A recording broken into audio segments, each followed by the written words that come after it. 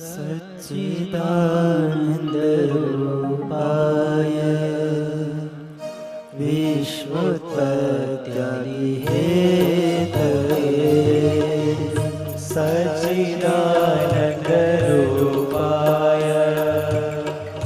विश्वोत्पत्त्यादिहेतवे तापत्रय विनाशाय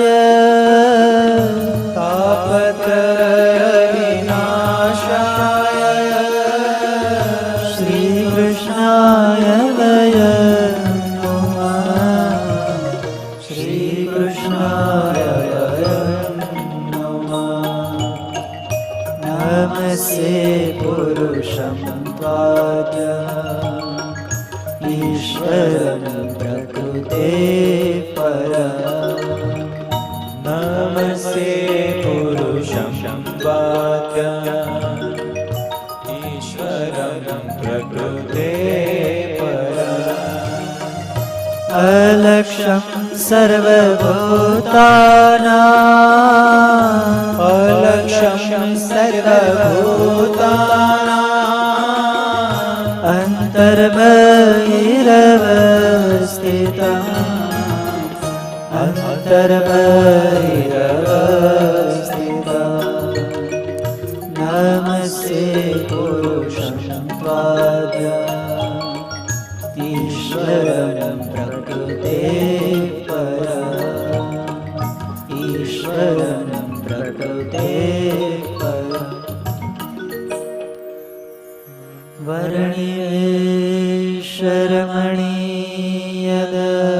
वर्णेश्वरमणीयदर्शनम्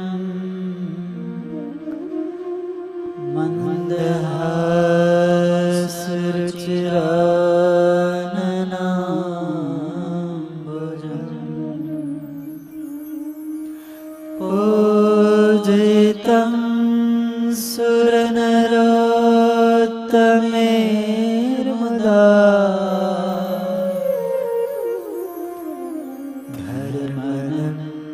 धर्मनन्दनमहं विचिन्तये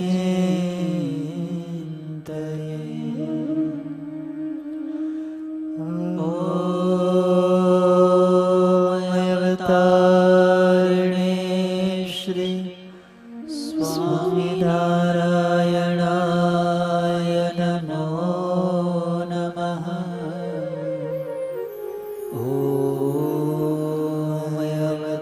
अवतारिणे श्री हरिकृष्णाय घनश्यामाय श्री सहजानंद स्वामिने नमो नमः। बोलो स्वामीनारायण भगवान की जय। हरे कृष्ण महाराज की जय। लक्ष्मी नारायण देवनी जय। नारायण मुनि देवनी जय। लाडला श्री घनश्याम महाराज की जय। रामचंद्र भगवान की जय। कृष्ण कन्हैया लाल की जय।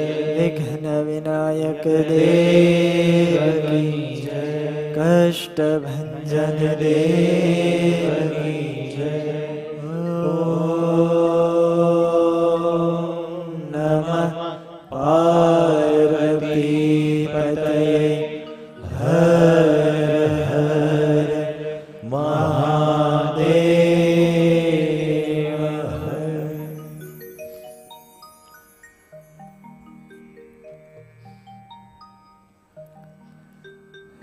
દિવ્ય મંદિરમાં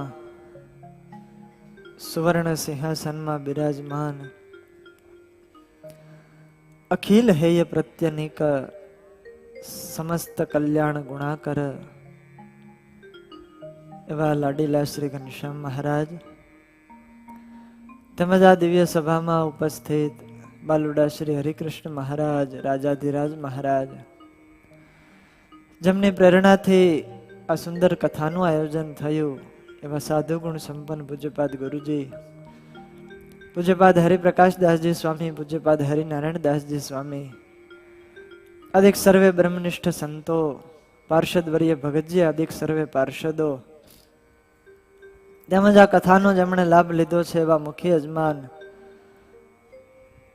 પરમ ભક્ત શ્રી અશ્વિનભાઈ ગણેશભાઈ ડુંગરાણી, એમના સુપુત્ર પ્રિન્સ તથા વિનાશ, સહયજમાન એવા અરવિંદભાઈ સાળંગપુર, બાબુભાઈ વિરડિયા તેમજ કિશોરભાઈ વિરડી, અને આજના દૈનિક યજમાનનો જેમણે લાભ લીધો એવા અક્ષર નિવાસી ગોપાલભાઈ કાનજીભાઈ શેઠા, હસ્તક મંજીભાઈ શેઠા, અને એક હરિભક્ત, આ સર્વે યજમાન પરિવારના ભક્તજનો અને કથાનો લાભ લઈ રહેલા એવા સર્વે ભાવિક શ્રોતાજનોને મારા ભાવથી જય સ્વામિનારાયણ.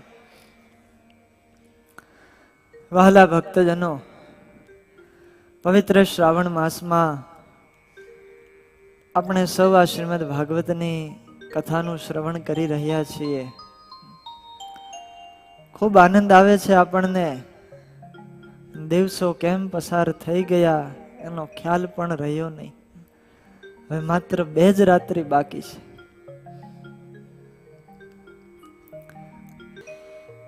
વહાલા ભક્તજનો,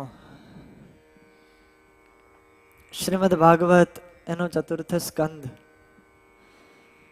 પવિત્ર ગંગા નદીના કિનારે સુખદેવજી મહારાજ રાજા પરીક્ષિતને આ દિવ્ય કથાનું શ્રવણ કરાવે છે. પુરંજનનું ઉપાખ્યાન ચાલે છે. બહુ અદ્ભુત કથા નારદજી પ્રાચીન બરહી રાજાને સમજાવી રહ્યા છે. પ્રાચીન બરહી રાજા રાજ્યની અંદર આસક્ત હતો, કર્મમાં આસક્ત હતો. એમાંથી મુક્તિ અપાવવા માટે નારદજી ત્યાં આવ્યા અને આ આખ્યાન નારદજીએ રાજાને સંભળાવ્યું છે. પુરંજન એક રાજા હતો. નગરીની અંદર આવ્યો, એક સ્ત્રી સાથે એણે વિવાહ કર્યા, રાજ્યમાં રત રહ્યો અને ખબર ન પડી કે ક્યારે કાળ આવી ગયો, સમય આવી ગયો અને ચંડવેગ નામનો જે ગંધર્વ રાજ 360 બળવાન ગંધર્વો અને ગંધર્વીઓ સાથે આવી અને નગરને લૂંટવાનું શરૂ કર્યું છે. કાળકન્યાની વાત કરી. કાળકન્યાએ પણ ચારેય બાજુથી આ નગરીને ઘેરી લીધી હતી. એ કાળકન્યા, એને કોઈ વરણ નહોતું કરતું. એટલે આ ભય નામનો જે યવનરાજ હતો, એણે એને કીધું કે તું મારી બહેન બની જા, આપણે બધાય સાથે રહેશું.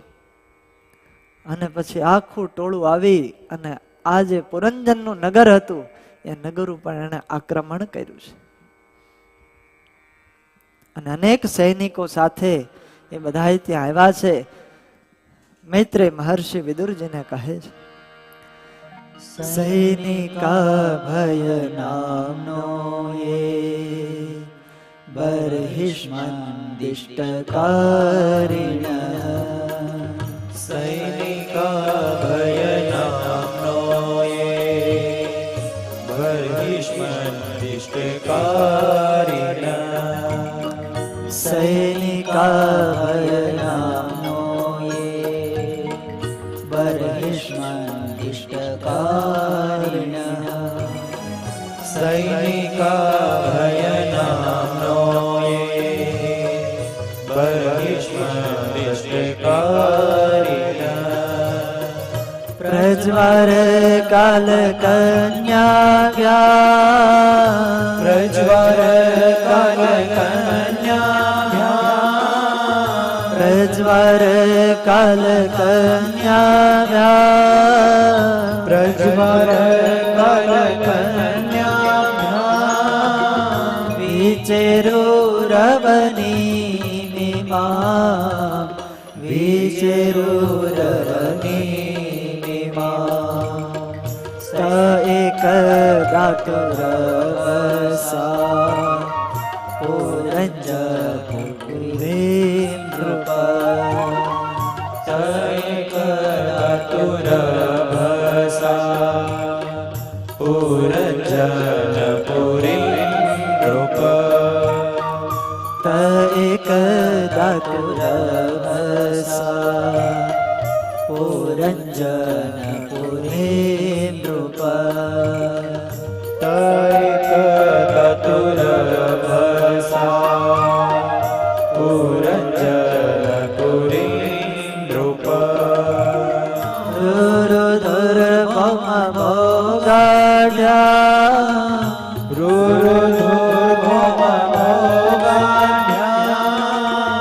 જરત પન્નગ પાલિતા જરત પન્નગ પાલિતા ત એક દાતુર ભસા પુરંજનપુરે નૃપ તૈકદાતુર ભસા પુરંજનપુરી નૃપ નારદજી કહે છે કે હે રાજન, આવી રીતે એ સૈનિકોનું મોટું ટોળું, યવનરાજ ભય છે અને એનો ભાઈ પ્રજવાર અને આ નવી કાળકન્યા નામની બહેન બનાવી પૃથ્વી ઉપર વિચરણ કરતા કરતા એક દાતુ રબસા પુરંજનપુરી નૃપા, પુરંજનની નગરીને ચારેય બાજુથી ઘેરી લીધી. જે નગરીનું રક્ષણ સર્પ કરતો હતો એ જ નગરી ઉપર આક્રમણ કરવા લાગ્યા છે. અને કાલકન્યા પી બુબુજે પુરંજનપુરમ બલાત, કાળકન્યા પણ પૂરીનો પ્રજાનો ભોગ કરવા લાગી છે. અને 9 દરવાજા વાળી નગરી અને યવનો બધાય 9 દરવાજામાંથી ઘૂસણખોરી કરવા લાગ્યા છે. બધા જ દરવાજામાં ઘૂસી ગયા અને નગરીનો વિધ્વંસ કરવા લાગ્યા છે. આ બાજુ રાજાને પણ અનેક પ્રકારના ક્લેશો અંદર બેઠા બેઠા થયા. વૃદ્ધાવસ્થા આવી ગઈ છે. કાળકન્યાના આવવાથી સમગ્ર નગરની સંપત્તિ નષ્ટ થઈ ગઈ. આ બધા જ લોકોએ નગરને ધ્વંસ કરી નાખ્યું. કન્યો ઉપગુઢો નષ્ટશ્રી, સંપત્તિ નષ્ટ થઈ ગઈ. અને રાજા છે કૃપણ બની ગયો, વિષયાત્મક. કારણ એ વિષયને આસક્ત હતો, એના કારણે ઘણો દિન બની ગયો. નષ્ટ પ્રજ્ઞો હતેશ્વર્યો ગંધર્વ યવનેર બલાત, અને આ યવનો અને ગંધર્વોએ એવું આક્રમણ કર્યું કે રાજા પાસે કંઈ પણ બચવા પામ્યું ને. બધું જ ઐશ્વર્ય રાજાનું લૂંટાઈ ગયું છે. વિવેક બુદ્ધિ પણ રાજાની નષ્ટ થઈ ગઈ. હવે સારા વિચારો પણ કઈ આવતા નથી. સઘળું નગર નષ્ટ થઈ ગયું. અને રાજાના જે સેવકો હતા, એના દીકરાઓ હતા, પૌત્રો, નોકર, ચાકરો, મંત્રીઓ, બધાએ રાજાનો હવે અનાદર કરવા લાગ્યા છે. એક તો હતો રાજા, વૃદ્ધાવસ્થાએ ઘેરી લીધો, વૃદ્ધ થઈ ગયો. એટલે આ પ્રજાજનો અને પોતાના જે સંબંધીઓ છે એને એમ થઈ ગયું કે હવે આ રાજા આપણો કામનો રહ્યો નથી, આનાથી આપણું રક્ષણ ન થાય. એટલે બધા એનો અનાદર કરવા લાગ્યા. પોતાના જ હતા એ પ્રતિકૂળ થયા. પ્રતિકૂળ અનાદૃતાત, પ્રતિકૂળ થઈ અને બધા રાજાનો અનાદર કરવા લાગ્યા છે. અને જે રાજાને વાલી પત્ની હતી એ પણ હવે રાજાને પ્રેમ કરતી નથી. કેટલો સ્વાર્થ છે જો તો ખરા. એક સમય હતો કે રાજાનું એને વરણ કર્યું હતું, એની સાથે વરી. અને એટલો બધો રાજાને એ પત્ની સાથે પ્રેમ હતો, પત્નીને રાજા સાથે પ્રેમ હતો, બંનેનો એકબીજાનો સંબંધ એવો હતો કોઈ પણ એકબીજા વગર ચાલી ન શકે. પણ આજ સમય જ્યારે કપરો આવ્યો ત્યારે કોઈ રાજાને મદદ કરવા તૈયાર થતું નથી. આ સ્વાર્થની દુનિયા છે. સમય સારો હોય વાલા ભક્તજનો ત્યાં સુધી બધાય સાથ આપે, અને જ્યારે સમય વિપરીત આવે ત્યારે જે પોતાના હોય એ પણ સાથ આપતા નથી, પોતાના સાથ નથી આપતા. અને આ માનવની જાતની અંદર આવું જોવા મળે છે. ભગવાને આ મનુષ્યની જાતને જે ઘડી છે દરેક જગ્યાએ આ સ્વાર્થ વૃત્તિ જોવા મળે છે. એના કરતા તો પશુઓ હારા. બોલો, કૂતરાને પાળ્યો હોય ને તો એ આખી જિંદગી એના માલિકને વફાદાર થઈને રહી છે. પણ માણસ એ પોતા ઉપર કોકે કરેલા ઉપકારો હોય એને ભૂલી જતો હોય છે. એટલે કોઈએ ગાયું છે, હે ઘડી માનવની જાત સઘળે સ્વાર્થની છે વાત, પ્રભુ કેવી ઘડી માનવની જાત, ઘડી માનવની જાત સઘળે સ્વાર્થની છે વાત, પ્રભુ કેવી ઘડી માનવની જાત, ઓ ઘડી માનવની જાત સઘળે સ્વાર્થની છે વાત, પ્રભુ કેવી ઘડી માનવની જાત, હે ઘડી માનવની જાત સઘળે સ્વાર્થની છે વાત, પ્રભુ કેવી ઘડી માનવની જાત, હો સ્વાર્થ હોય ત્યારે સ્નેહ બોલાવે, સ્વાર્થ છૂટતા મારી લાતજી, સ્વાર્થ હોય ત્યારે સ્નેહ બોલાવે, સ્વાર્થ છૂટતા મારી લાતજી, હે સ્વાર્થી માણસ લોચો લફંગો, સ્વાર્થી માણસ લોચો લફંગો, સ્વાર્થે કરે ભાઈની ઘાત, પ્રભુ કેવી ઘડી માનવની જાત, પ્રભુ કેવી ઘડી માનવની જાત, ઘડી માનવની જાત સઘળે સ્વાર્થની છે વાત, પ્રભુ કેવી ઘડી માનવની જાત છે. કેવો માણસ જ્યારે નાનો હોય પોતાના સંબંધીઓ સાથે એટલો બધો પ્રેમ હોય, એટલો બધો સ્નેહ હોય, એટલો બધો લગાવ હોય, અને એકબીજા વિના ઘડી રહી ન શકે. સ્નેહથી એકબીજાને બોલાવે, રમત રમે, પ્રેમ કરે.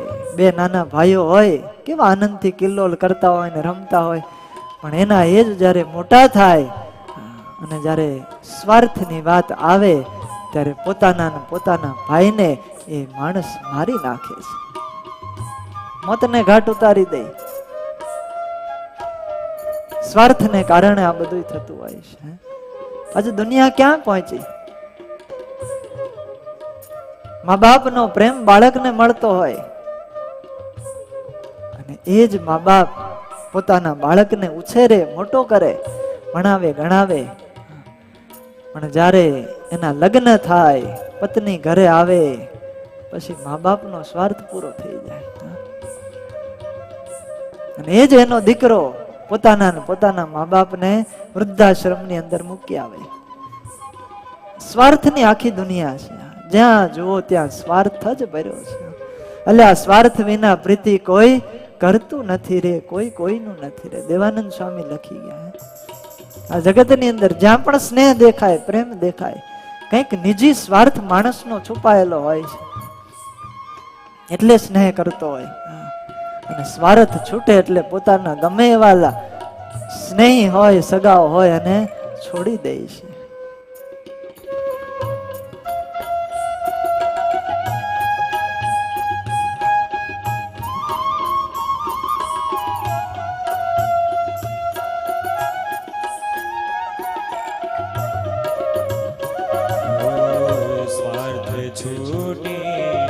સૌ છોડી દે છે સગી ભગીની અને ભ્રાત રે.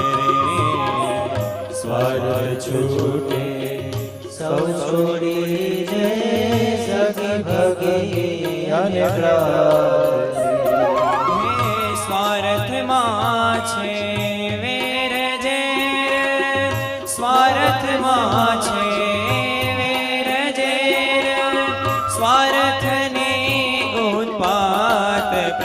કેવી ઘણી માનવની જાત, પ્રભુ કેવી ઘણી માનવની જાત રે.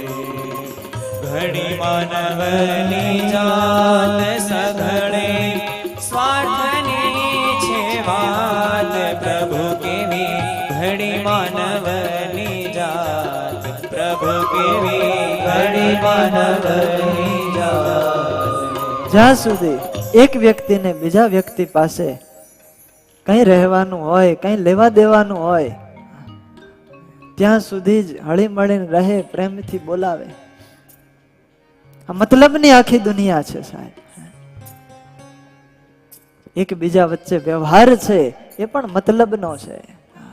બાકી સ્વાર્થ પૂરો થઈ જાય એટલે કોઈ કોને બોલાવે નહીં, કામ બધું પૂરું થઈ જાય, સંબંધો બધાય પૂરા થઈ જાય.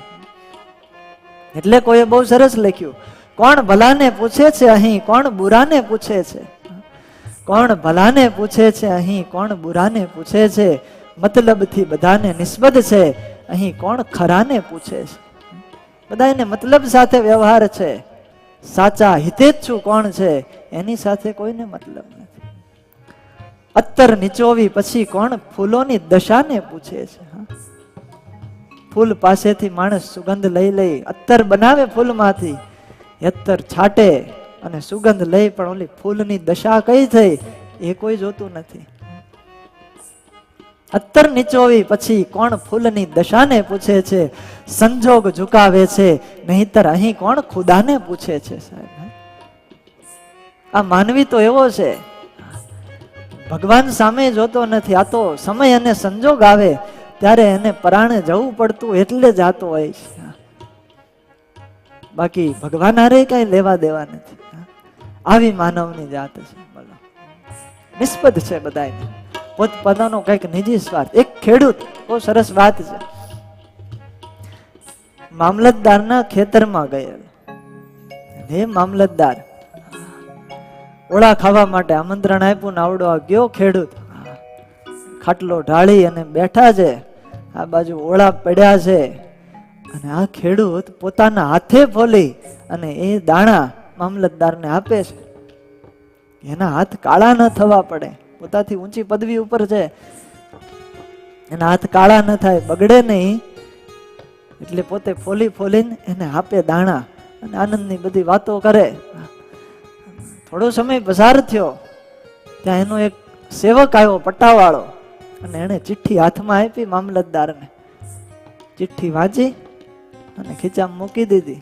ખેડૂતે પૂછ્યું, શું કાગળ છે, શું ચિઠ્ઠી છે? અરે મામલતદાર કે કાંઈ નથી. તો કે કહો ને, શું કાંઈક કામની વસ્તુ છે? તો કે કાંઈ નથી, મારી અત્યારે બદલી થઈ ગઈ છે, એની ચિઠ્ઠી આવી છે. અને ત્યારે ઓલો ખેડૂત દાણા ફોલતો હતો ને, એ દાણા પોતે ખાવા લાગ્યો, મામલતદારને ન આપ્યા. હવે તમને નહીં, હવે બીજો જે આવે એને આપશું. તમારાથી સ્વાર્થ અમારો પૂરો થઈ ગયો, નિસ્બત પૂરો, સંબંધ પૂરા. બોલો, એસી દુનિયા હે સાહેબ. આપણે એ જોઈએ છીએ આપણને શું લાભ મળે. તમે ઇન્વેસ્ટમેન્ટ કરો ત્યારે શું વિચારો, શું કહો? મારા કેટલા ટકા આમાં, એવું બોલો ને. ઇન્વેસ્ટમેન્ટ કરીએ ત્યારે એમ બોલીએ કે મારા કેટલા ટકા, અને કોકનું બગડતું હોય ત્યારે એમ બોલે માણસ કે આમાં મારા કેટલા ટકા, આમાં મારે કેટલા ટકા, મારે હું એની હારે લેવા દેવા. ત્યારે કોઈ સામું જોતું નથી. પોતાનો સ્વાર્થ હોય ત્યારે જ સૌ બોલાવે છે. આ સ્વાર્થની દુનિયા છે. એટલે અમારા નાનું ભરાડ લખે અંતિમ પંક્તિ,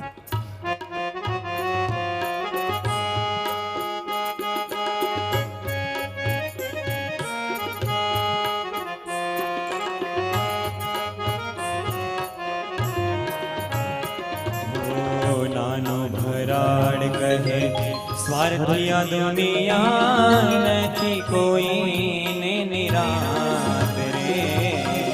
નાનો ભરાડ કહે સ્વાર્થિયા દુનિયા નથી કોઈને નિરાત રે. હે વગર સ્વાર્થે વાલ કરે, વગર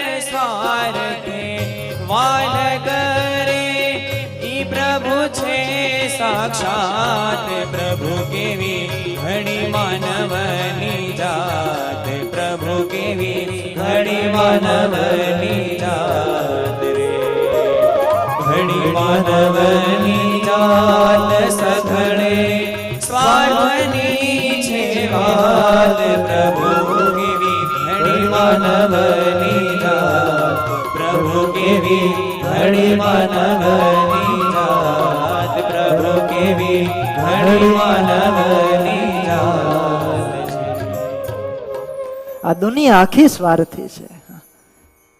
કોઈને એમાં નિરાત આવતી નથી, કોઈને સુખ આવતું નથી.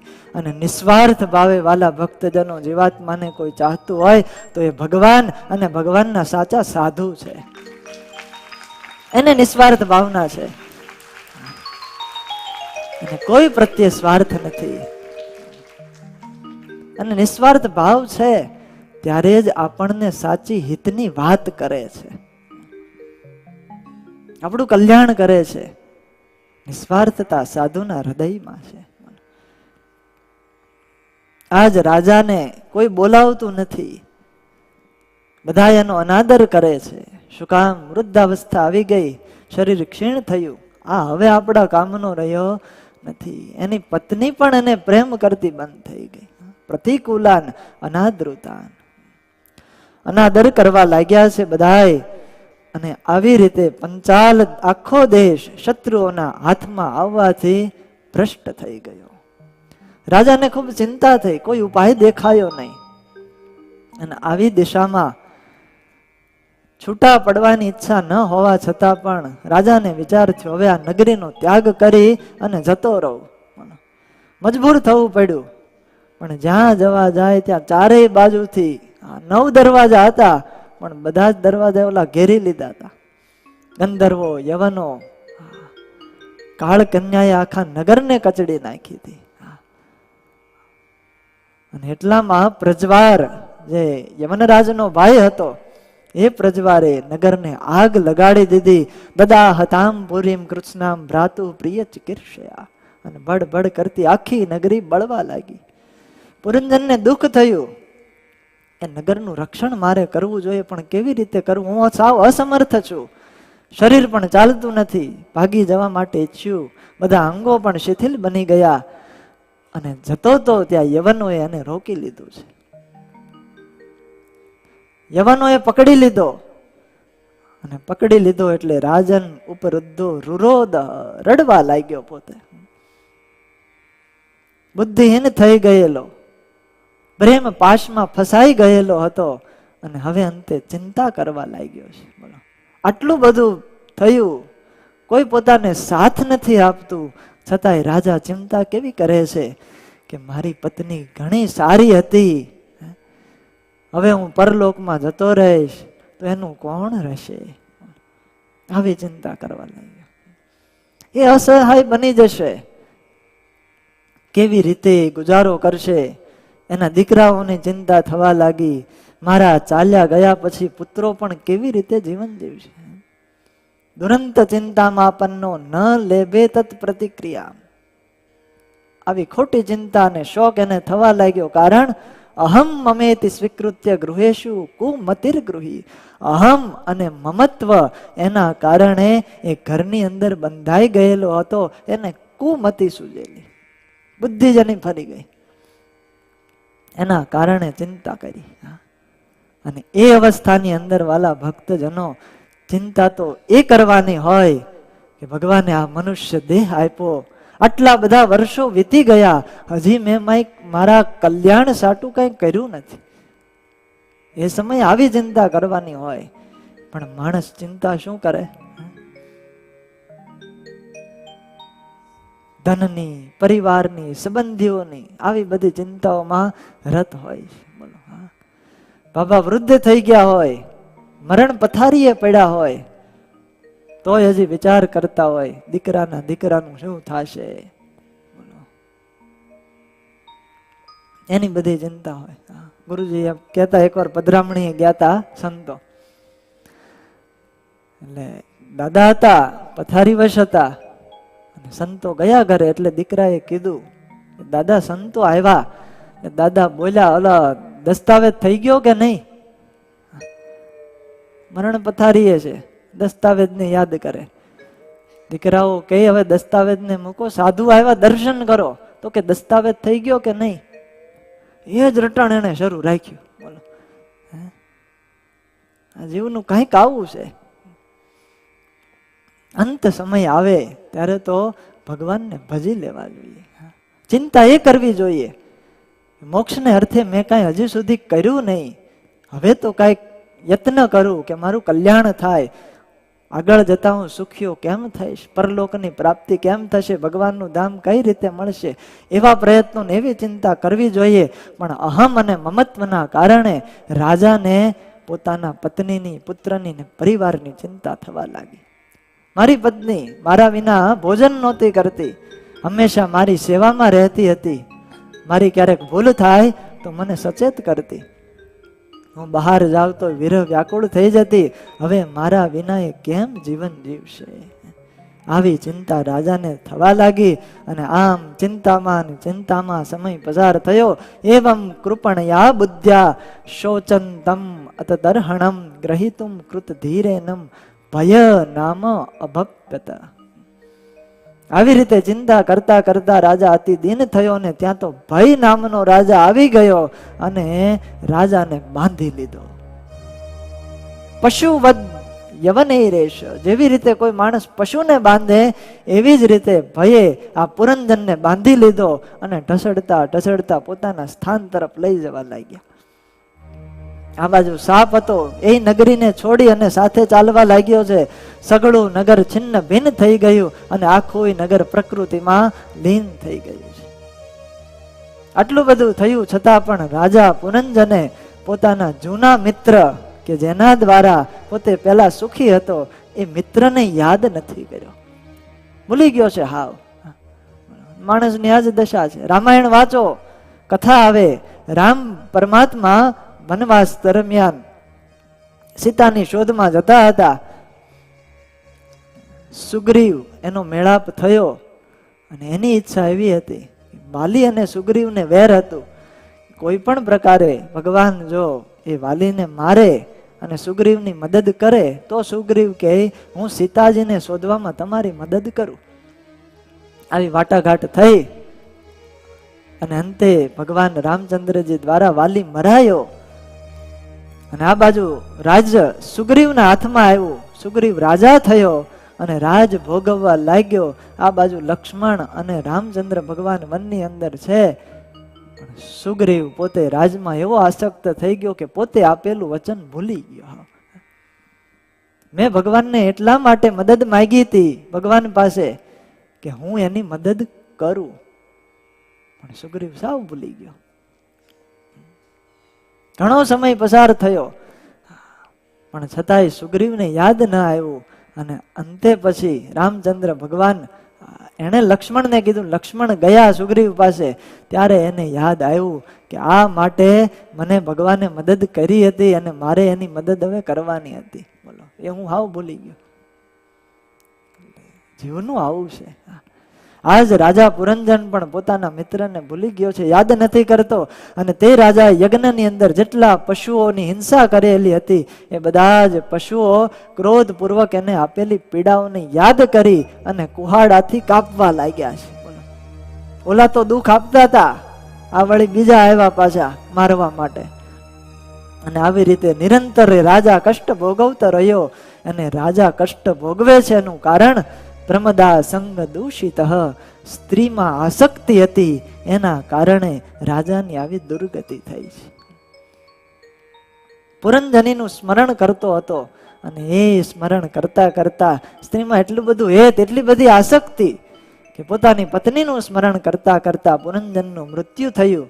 અને શાસ્ત્રો એમ કહે અંતે યા મતિ સા ગતિ, જેવી મતિ અંતકાળે હોય એવી જ એની ગતિ થાય છે. પુરંજનને પોતાની સ્ત્રીનું સ્મરણ હતું અને બીજા જન્મે આ પુરંજન રાજા સ્ત્રીનો દેહમાં આવ્યો છે, સ્ત્રીનો દેહ પ્રાપ્ત થયો. કથા બતાવે વાલા ભક્તજનો, ભગવાનનું ચિંતન કરીએ તો સુખ મળે અને વિષયનું ચિંતન કરીએ તો દુઃખ મળે. જન્મ મરણ શરૂ રહેવાનું, પણ જેવું ચિંતવન એવો જ બીજો જન્મ આવે.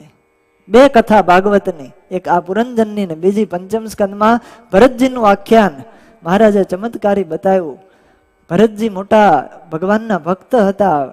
ભગવાનના ભજન કરવા માટે રાજ્ય છોડી અને વનમાં ગયા, તપ કર્યું, પણ મૃગ બાળમાં હેત થઈ ગયું અને એનું ચિંતન કરતા કરતા દેહ પડી ગયો.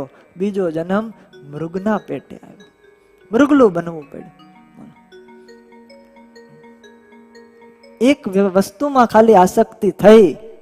ભરતજીને તો 3 દેહ ધારણ કરવા પડ્યા. ત્યારે કોઈએ કીધું કે જેને ઘણી જગ્યાએ આસક્તિ છે એની દશા શું થતી છે? વિચાર કરો. ક્યાં ક્યાં આપણે વૃત્તિઓ ચોંટાડી છે, કેટલી જગ્યાએ હજી આસક્તિ છે, ક્યાં જીવ બંધાયેલો છે, કેટલું ચિંતન વિષયનું થાય છે, પદાર્થોનું થાય છે. અને આમનમ જો ચિંતન કરતા કરતા મૃત્યુ આવી ગયું તો દશા કંઈક પુરંજન જેવી થશે. સ્ત્રીની પ્રાપ્તિ થઈ. પુનર્જન્મ એ આપણા હિન્દુ સંસ્કૃતિની અંદર એ વાદ આવે, પુનર્જન્મવાદ એ સત્ય છે. અને ઘણા એવું કહેતા હોય કે પુરુષ જો મરે તો પુરુષ થાય, સ્ત્રી મરે તો સ્ત્રી જ થાય.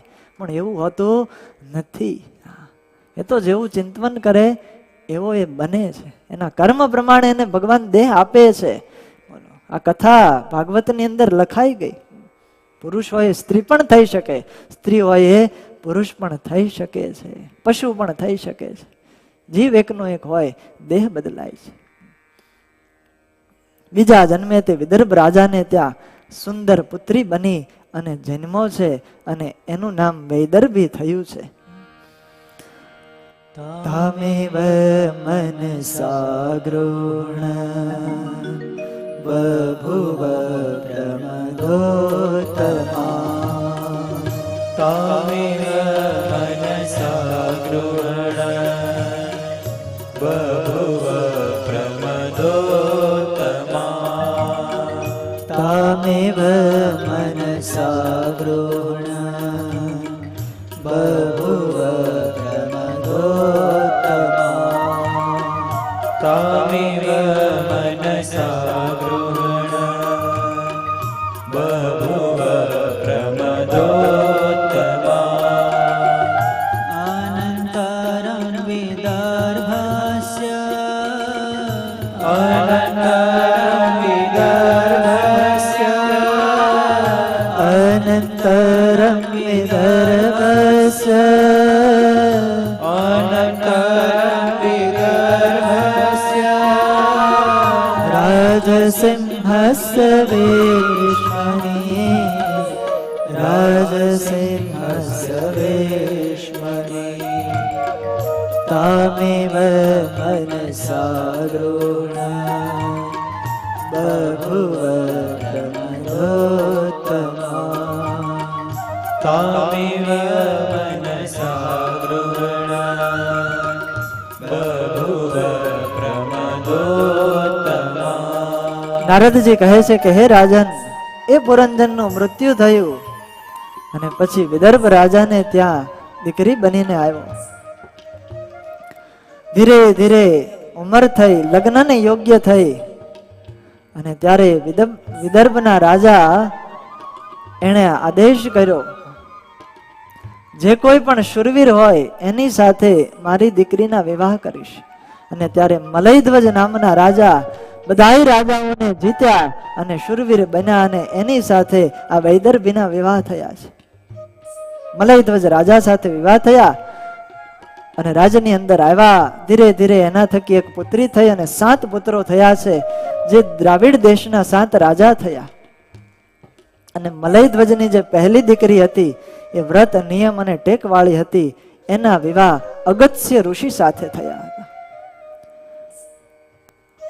બહુ કાળ સુધી રાજાએ રાજ ભોગવ્યું અને અંતે રાજર્ષિ મલયધ્વજ પોતાના દીકરાઓને રાજ્ય સોંપી અને ભગવાનની આરાધના કરવા માટે મલયાચલ પર્વત પર ગયા છે. વૈદર્ભી પણ પોતાના પતિનું અનુગમન કરી ઘર પુત્ર પરિવાર બધું છોડી અને પતિની સાથે વનમાં ગયા. રાજાએ ત્યાં ભગવદ આરાધના કરી, કઠોર તપ કર્યું, ભગવાનમાં એવો પ્રેમ થયો, પોતાની ચિત્ત વૃત્તિ પરમાત્મામાં લગાવી દીધી અને અંતઃકરણની વૃત્તિનો નિરોધ થયો, ચિત્ત શાંત થયું અને એક આસને બેઠા બેઠા રાજા પોતાના જીવને બ્રહ્મરંધ્ર દ્વારા પરલોક ગમન કરી ગયા, ભગવાનના ધામમાં પહોંચી ગયા. આ બાજુ વૈદર્ભી પોતાના પતિની સેવા કરે છે, એને આ રહસ્યનો ખ્યાલ નથી. રાજા તો આસન વાળીને બેઠા છે, વૈદર્ભીને એમ કે મારા પતિ જીવતા છે એટલે રોજની જેમ સેવા કરે છે. પણ એક સમયે ખબર પડી કે શરીર તો શીતળ થઈ ગયું છે અને જોયું તો દેહમાં પ્રાણ હતા નહીં. ત્યારે ખબર પડી અને પછી રુદન કર્યું છે. શોક વિહવળ થઈ પોતાના પતિના શબને લાકડાની ચિતા ગોઠવી, એના ઉપર સુવાર્યા અને જ્યાં આગ લગાડવાની તૈયારી કરીને પોતે સતી થવા જતા હતા અને ત્યાં જ ઉભા રહેજો એવો અવાજ આવ્યો. નારદજી કહે છે કે રાજન, એ અવાજ કોનો હતો? આગલા જન્મનો જે મિત્ર અવિજ્ઞાત હતો એ બ્રાહ્મણના વેશમાં ગોતતો ગોતતો ત્યાં આવ્યો હતો. તત્ર પૂર્વતર કશ્ચિત સખા બ્રાહ્મણ આત્મવાન સાંત્વયન વલ્ગુના સામના તમાહ રુદતિમ પ્રભો. અવિજ્ઞાત સ્ત્રી બનેલા પુરંજનને ઓળખી ગયો કે આ એ જ મારો મિત્ર છે.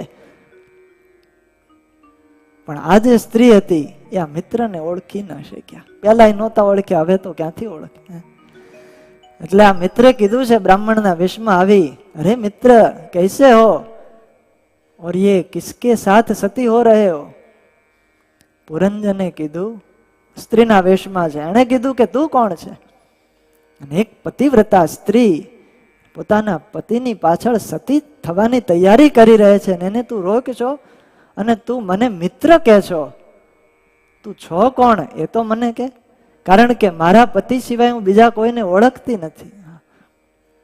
અને ત્યારે અવિજ્ઞાત મિત્રે કીધું, તું બધું ભૂલી ગયો છે. કાત્વમ કસ્યાસી કો વાયમ શયાનો યસ્ય શોચસી જાનાસી કિમ સખાયમ મામ યેનાગ્રે વિચરતઃ. તું કોણ છે, કોની પુત્રી છે એવું નથી જાણતી ને. ત્યારે એના મિત્રે કીધું કે તું તો ખરેખર પતિવ્રતા થઈ ગયો. જરા યાદ કર, પૂર્વ જન્મની અંદર આપણે બે કેવા પ્રેમથી રહેતા હતા, કેવા મિત્રો હતા. હું તારો એ જ મિત્ર છું કે તું પહેલા મારી સાથે વિચરણ કર્યા કરતો. તારો અવિજ્ઞાત નામનો મિત્ર. તું મને છોડી અને પૃથ્વી ઉપર રહેવાનું સ્થાન ગોતવા માટે નીકળ્યો હતો અને અન્ય નગરમાં જઈને રહ્યો હતો. એક સ્થાન જોયું અને ત્યાં તું રહ્યો, ત્યાં વિષય ભોગ કર્યા. પણ હે મિત્ર, હું તને સાચું જ્ઞાન આપવા માટે આવ્યો છું. તું નથી તો વિદર્ભ રાજાની પુત્રી, કે નથી આ મલય રાજાની પત્ની, કે નથી તું પુરંજનીનો પતિ. તું પહેલા જન્મમાં પુરુષ હતો, આ જન્મમાં સ્ત્રી છે. આ બધી જ માયા છે. આપણે બંને હંસ છીએ, હંસ. આપણું ખરેખર સ્વરૂપ જે છે એનો તું અનુભવ કર. હું અને તું તો જીવાત્મા છે. હે મિત્ર, આપણે બંને એક છીએ. આ પ્રમાણે જ્યારે સાવધાન કર્યો અને ત્યારે એને પોતાના સ્વરૂપનું યથાર્થ ભાન થયું છે કે હું કોણ છું. વિચાર કરો વાલા ભક્તજનો, કેવો માયામાં અટવાઈ ગયેલો, પણ એક મિત્ર એની પાસે આવ્યો, અવિજ્ઞાત મિત્ર. એટલે ભગવાન અથવા તો આવા સાચા સંત છે, એ જીવાત્માને યાદ કરે છે. જ્યારે જીવ વિષયમાં આસક્ત થાય છે અને ત્યારે સાધુ એને ટકોર કરીને કહે છે કે હે જીવ, તું ક્યાં અટવાઈ ગયો આ માયાની અંદર? તારું સ્વરૂપ તું જો, તું કેવો છો એનો તો વિચાર કર. હે જીવ તો ભ્રમરસ ભોગવનાર શીદને માયાનો ખાતો માર. હે જીવ તો ભ્રમરસ ભોગવનાર શીદને માયાનો ખાતો માર. જીવ તો ભ્રમરસ ભોગવનાર શીદને માયાનો ખાતો માર. જીવ તો ભ્રમરસ ભોગવનાર શીદને માયાનો ખાતો માર. ગણી ભારે કહેતા ના વે પાર માયા ગણી ભારે કહેતા ના વે પાર હે 14 લોકને ચાવીર નાખે 14 લોકને ચાવીર નાખે 14 લોકને ચાવીર નાખે 14 લોકને ચાવીર નાખે એક પલક મોજાર જીવ તો બ્રહ્મરસ ભોગવનાર શિદને માયાનો ખાતો હે જીવ તો બ્રહ્મરસ ભોગવનાર શિદને માયાનો આવી માયા જબરી છે, પણ એને ઓળખાવે કોણ? જ્યારે સાચા સંતનો ભેટો થાય ત્યારે જ જીવને પોતાના સાચા સ્વરૂપનું એક જ્ઞાન કરાવતા હોય છે. સંતો જીવને જગાડે છે કે તું જાગ, માયામાં સૂતો છો, જાગ. કોણ છે તારું સ્વરૂપ જો, તું તો બ્રહ્મરસનો ભોગવનાર છો અને આ માયાના દુઃખમાં ક્યાં હલવાણો, માયામાં ક્યાં અટવાણો? માયા તો એવી જબરી છે, નગણી નારગણી, 14 લોકને ચાવી નાખે. હથિયારો લઈ, પોતાનું સૈન્ય લઈ અને માયા જીવાત્મા ઉપર હુમલો કરતી હોય છે. પંચ વિષયો દ્વારા જીવને લોભ પ્રલોભનો આપી અને જીવ એમાં બંધાઈ જાય, આસક્ત થઈ જાય. 8 સિદ્ધિઓ, 9 નિધિઓ, કામ, ક્રોધ, લોભ, મદ, મોહ, માન, આખું ટોળું છે માયાનું, અવિદ્યાનું 51 ભૂતનું ટોળું મહારાજે કીધું. આ બધી માયાની શક્તિ છે, માયાના હથિયારો છે. અને એ જીવને ભગવાન ભજવા દેતા નથી, ભગવાન સન્મુખ થવા દેતા નથી. મોટા મોટાઓ પણ એની આગળ હારી ગયા. નારદજી હોય, શિવ હોય, બ્રહ્માદિક હોય, એનું પણ માયા આગળ ચાલ્યું નહીં. ત્યારે આપણે કોણ? પણ વાલા ભક્તજનો, એ માયાની સાથે લડવું હોય, માયાને જીતવી હોય તો એનું એક ઉપાય અહીંયા એક સંત જે આ કીર્તનની અંદર બતાવે. માયાને કઈ રીતે જીતી શકાય, એની સાથે કેમ લડત લેવી, એ અહીંયા ઉપદેશ બહુ સરસ બતાવે છે.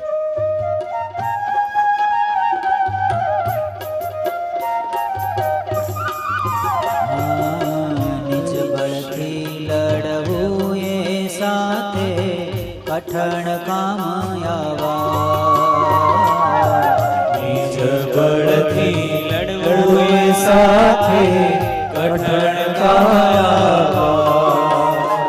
હે નારદ શિવ બ્રહ્માદિક હાર્યા, નારદ શિવ બ્રહ્માદિક હાર્યા. તો કોણ વિચાર જીવ તો બ્રહ્મરસ ભોગવનાર શિદને માયાનો ખાતો હે જીવ તો બ્રહ્મરસ ભોગવનાર શિદને માયાનો ખાતો. ગુરુ શરણ કર ઢાલ ધરી વળી જ્ઞાન રૂપી તલવાર. ગુરુ શરણ કર ઢાલ ધરી વળી જ્ઞાન રૂપી તલવાર.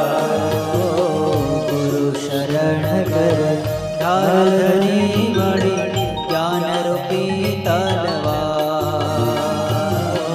ગુરુ શરણ કર ઢાલ ધરી વળી જ્ઞાન રૂપી તલવાર.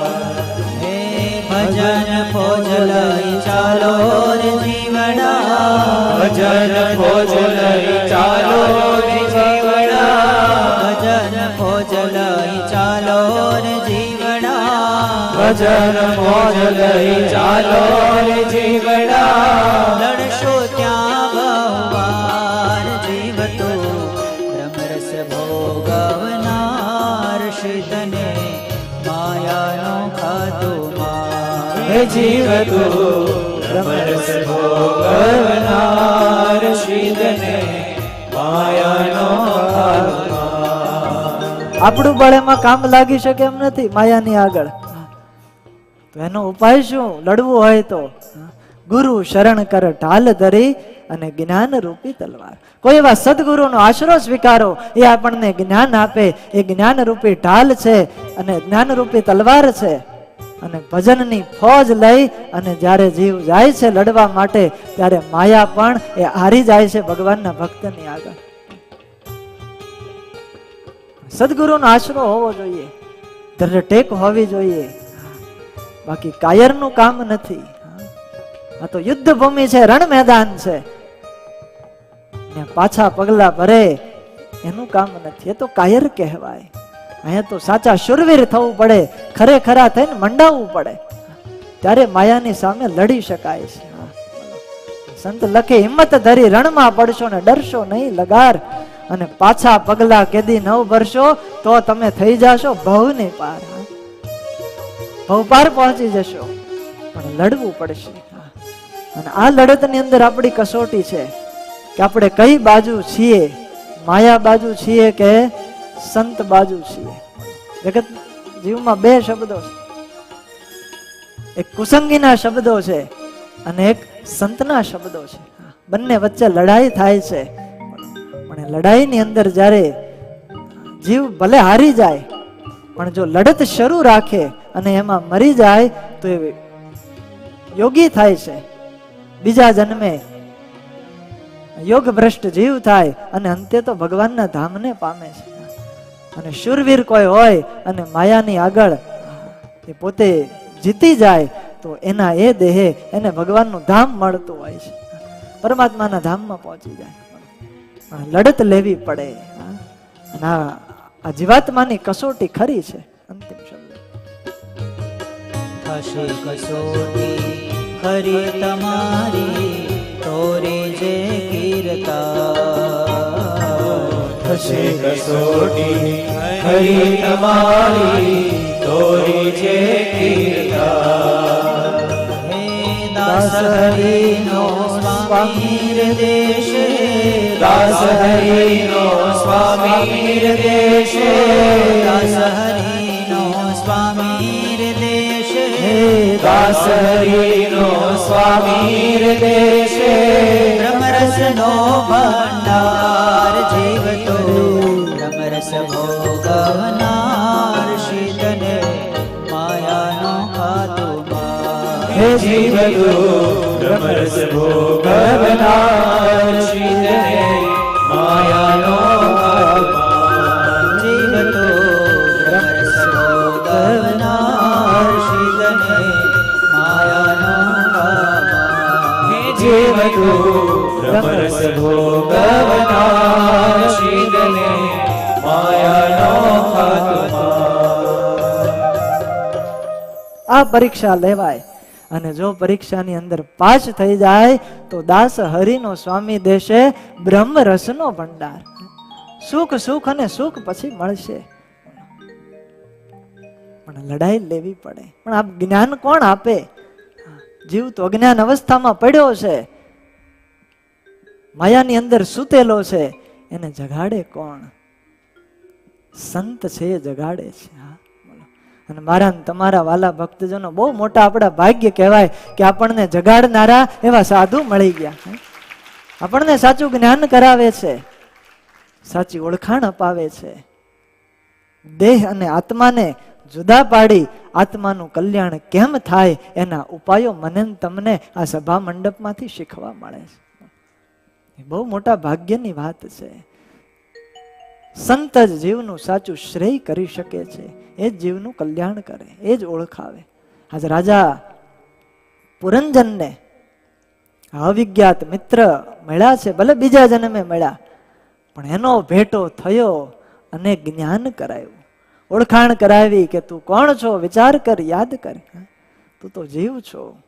ક્યાં નગરની અંદર બંધાઈ ગયો, સ્ત્રીમાં આસક્ત થયો, નારદજી કહે છે કે હે રાજન, સ્ત્રી બનેલા પુરંજને પોતાની બુદ્ધિ ઉપર જ્યારે જોર દીધું છે ત્યારે બધું એને યાદ આવી ગયું, હું પૂર્વની અંદર કોણ હતો.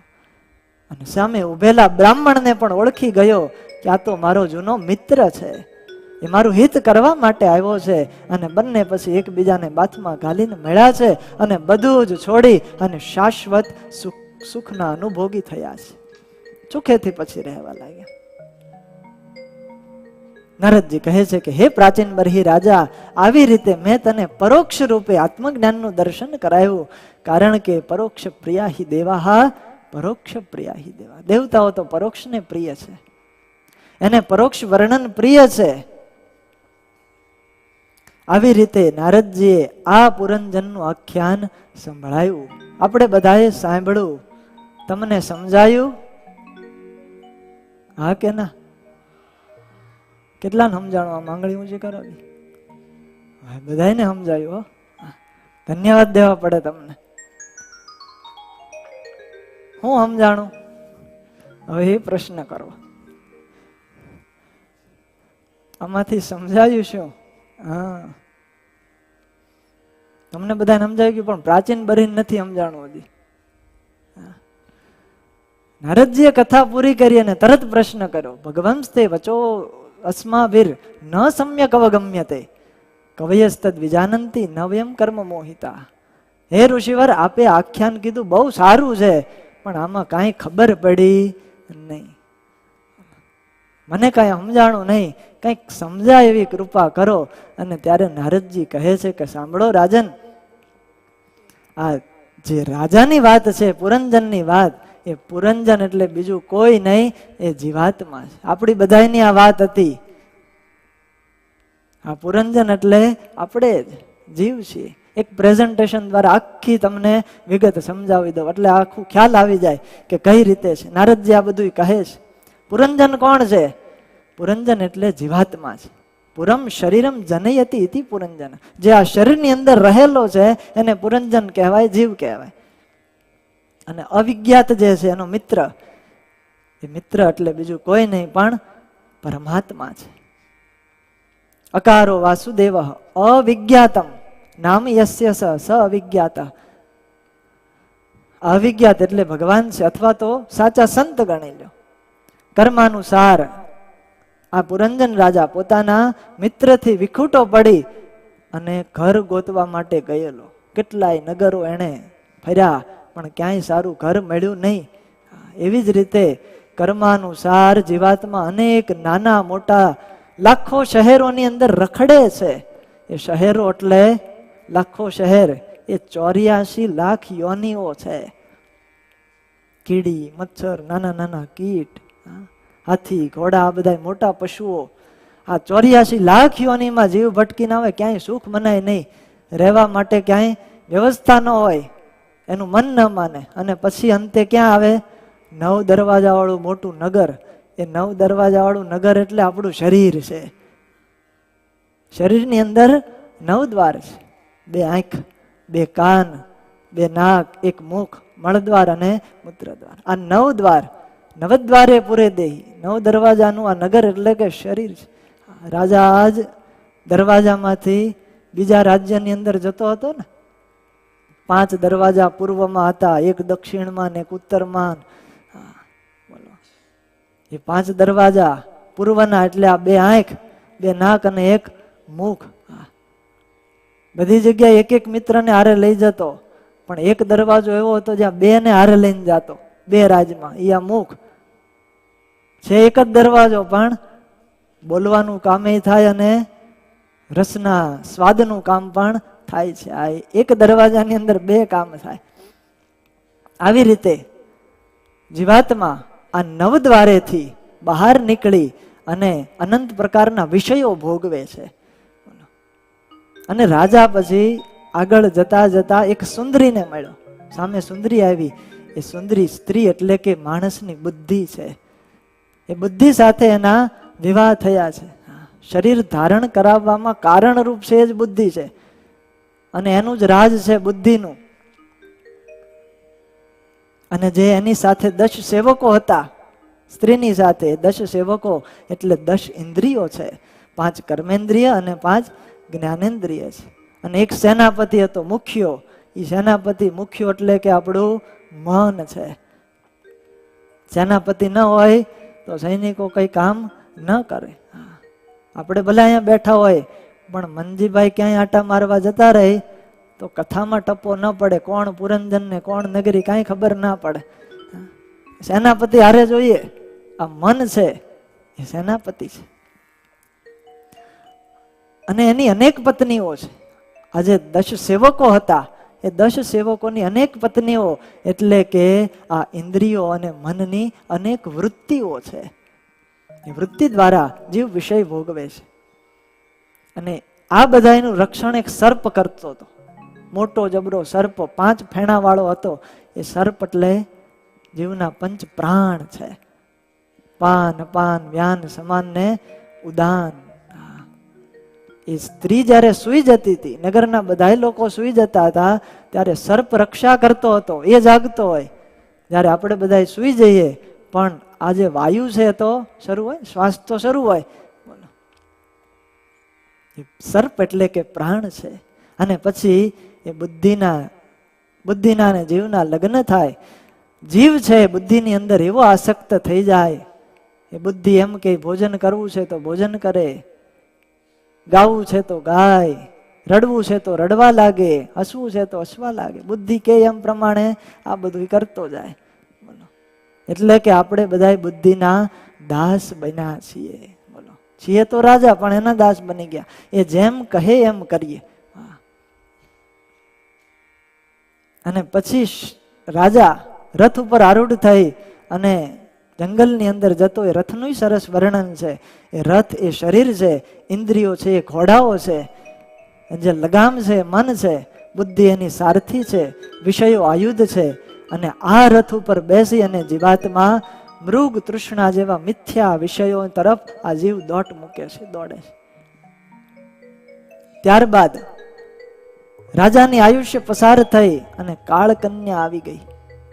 એ કાળકન્યા એટલે બીજું કોઈ નહીં, જરા મૃત્યુની દીકરી વૃદ્ધાવસ્થા હતી. વૃદ્ધાવસ્થા એને ઘેરી લીધો હતો. એ જ આ વૃદ્ધાવસ્થા છે કાળકન્યા. કારણ કે એ કાળકન્યા એને કોઈ પસંદ નહોતું કરતું. બોલો, વૃદ્ધાવસ્થાને કરે કોઈ પસંદ? કોઈ પસંદ કરતું નથી. ભલે 60-70 વર્ષ થઈ ગયા હોય તોય ઓપરેશનો કરાવે, બોલો, ઓલી સર્જરીઓ કરાવે જુવાન દેખાવા માટે. પણ 60 વર્ષ વાળાને કોઈ બાબા નો કે એને કાકા જ કહેવા પડે. ભલે ગમે એટલી સર્જરી કરાવતા હોય. ઘરડા થવું કોઈને ગમતું નથી. સંસારમાં એવો કોઈ જીવ નથી કે જે સામેથી વૃદ્ધાવસ્થાને સ્વીકારે. એટલે આ જે કાળકન્યા છે ઓલા ચંડવેગને આશરે ગઈ હતી. વૃદ્ધાવસ્થા ચંડવેગને આશરે જાય. આ ચંડવેગ એટલે જ સંવત્સર. કાળની એક ગણના છે સંવત્સર. અને એ સંવત્સરના સેવકો હતા ગંધર્વો અને ગંધર્વીઓ, જેની સાથે એને આક્રમણ કર્યું હતું નગરી ઉપર. કેટલા હતા? 360 જેટલા ગંધર્વો અને ગંધર્વીઓ હતા. એ 360 દિવસો અને 360 ગંધર્વી એટલે કે રાત્રિ, દિવસ અને રાત. એ મનુષ્ય શરીર ઉપર આક્રમણ કરે છે. જીવાત્મા પોતાની બુદ્ધિ સાથે વિહાર કરતો રહે. વૃદ્ધાવસ્થા ક્યારે આવી જાય અને ક્યારે આક્રમણ કર્યું એની કાંઈ ખબર પડે નહીં. આપણે ગરડા થઈ જઈએ તોય ખબર પડે નહીં. બોલો, પડે છે કોઈને? ધોળા વાળ વાળા ઘણા બેઠા છે. ક્યારે વાળ ધોળો થયો ખબર પડી? તારીખ ડેટ લખી દી? નહીં. આપણે બર્થ ડેટ લખીએ, એનિવર્સરી ડેટ હોય, બોલો, કંઈક સારું કામ કર્યું એની ડેટ નોંધીએ. પણ આ વાળ ક્યારે એક ધોળો થયો એની ડેટ કોઈની પાસે નથી. એ ક્યારે વૃદ્ધાવસ્થા આવી જાય ને ક્યારે બધું એનું કામ શરૂ કરી દે કાંઈ ખબર કોઈને રહેતી નથી. કાળકન્યા આવી ગઈ.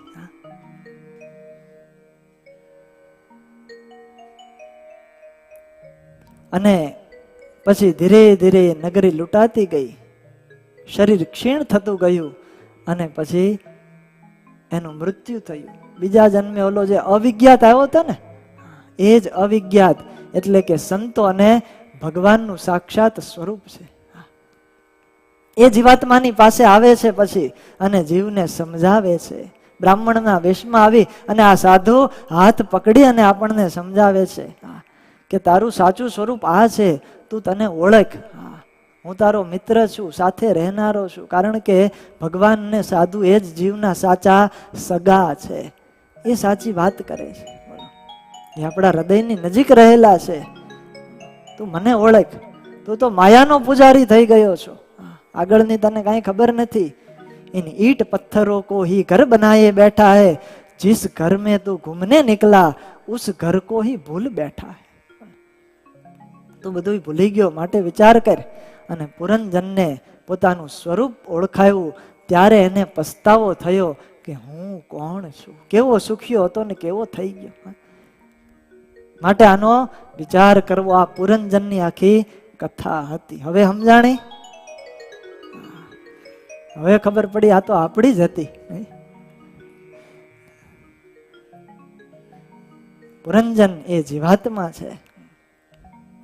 આપણે આપણું જ્ઞાન કરવું જોઈએ. હું કોણ છું એનો પ્રશ્ન ક્યારેક કરવો જોઈએ પોતાના જીવાત્માને. મહારાજે વચનામૃતમાં કીધું છે, પોતે પોતાના સ્વરૂપને જે ઓળખતો નથી એ અજ્ઞાનીમાં અતિશય અજ્ઞાની છે, મૂર્ખમાં અતિશય મૂર્ખ છે. 4 ઉપમાઓ આપી મહારાજે. ડેન્જર, બોલો. ઘેલામાં ઘેલો છે, નીચમાં અતિશય નીચ. ન્યા સુધી મહારાજે કહી દીધું. પોતાને ઓળખતો નથી. બાહ્ય દ્રષ્ટિએ કરી અને રૂપ કુરૂપ આ બધું જોયા કરે, આખી દુનિયા જોવે, પણ અંદર ઉતરીને હું કોણ છું એ જીવ ક્યારેય જોતો નથી. આ જીવની કહાની છે વાલા ભક્તજનો. અને જો પોતાને ઓળખી જાય તો પછી પ્રપંચ માત્ર છૂટી જાય અને જીવ ભગવાનના ધામમાં જાય અને સદાયને માટે સુખીઓ થઈ જાય. પણ ઓળખવાની પોતાને જરૂર છે.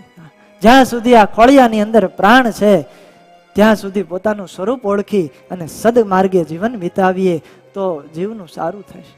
આપણી પાસે સમય છે ત્યાં સુધી આપણે કલ્યાણનું ભાતું બાંધી લઈએ, નહીતર સમય પૂરો થઈ જશે પછી બાજી બગડી જશે. એક રાજા, એના નગરની અંદર એવો નિયમ હતો એક નગરમાં કે જે રાજા ગાદી ઉપર બેસે એટલે 10 વર્ષ સુધી રાજ કરવા દેવાનું. 10 વર્ષ પૂરા થાય એટલે બધાય લોકો એને પાલખીમાં બેસાડીને જંગલમાં મૂકી આવવાનું. આવો નિયમ રાજનો. બોલો. એક પછી એક રાજા જંગલમાં જતા જાય. એકવાર એક રાજા આવ્યો, 7 વર્ષ પસાર થયા અને ચિંતાતુર થયો. હવે 3 વર્ષ પછી મારે તો જંગલમાં જવાનું ને આ કેટલું દુઃખ પડશે, શું થાય. ઉદાસ હતો ને એને એક સાધુ મળ્યા, સંત મળ્યા. ને સંતે કીધું કે રાજા કેમ ઉદાસ છો? ત્યારે રાજાએ બધી વાત કરી. આ નગરનો આવો નિયમ છે, 7 વર્ષ તો ભોગવ્યા, 3 વર્ષ બાકી છે ને 3 વર્ષ પછી મારે દુઃખ ભોગવવાનું છે જંગલની અંદર. ત્યાં મારું શું થશે, કોણ ખાવા આપશે ને આવા બધા વિચારો કરતો હતો. ત્યારે સાધુએ કીધું, રાજા તારી પાસે હજી 3 વર્ષ બાકી છે. તું 3 વર્ષની અંદર તારે તો બધું કરી શક. તારી આગળની જિંદગી તારે સુખ ચેનથી ભોગવવી હોય તો એની પણ વ્યવસ્થા તું આ 3 વર્ષની અંદર કરી શકે છે. તારી પાસે અત્યારે સત્તા છે.